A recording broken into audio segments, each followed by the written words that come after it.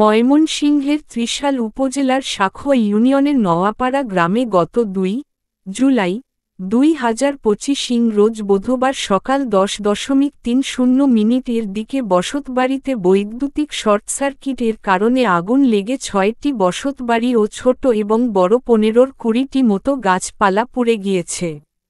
রেজওয়ান আহমেদ সৈকত, ত্রিশাল, ময়মনসিংহ প্রতিনিধি, বাংলাদেশ জাতীয়তাবাদী দল বিএনপির জাতীয় নির্বাহী কমিটির অন্যতম সদস্য ডাহ মাহবুবুর রহমান লিটন সাহেবের নির্দেশনায় উক্ত ঘটনাস্থান পরিদর্শন করেন ত্রিশাল উপজেলা বিএনপির সংগ্রামী আহ্বায়ক ও ময়মনসিংহ দক্ষিণ জেলা বিএনপির যুগ আহ্বায়ক জনাব এনামুল হক ভূঁইয়া সহ ত্রিশাল উপজেলা বিএনপির সকল যুগ আহ্বায়ক বৃন্দ। এই সময় উপস্থিত ছিলেন সাঁখোয়া ইউনিয়ন বিএনপির নেতৃবৃন্দ ও অঙ্গ সহযোগী সংগঠনের নেতৃবৃন্দ। সকলেই উক্ত ঘটনাস্থান পরিদর্শন করেন। ভুক্তভোগীরা হলেন আহসালাম, মোখলিলুর রহমান, মোহাজাহাঙ্গীর আলম, মোহ হারুন, মোহগোলাম মুস্তফা, মোহামাওহাইমেন।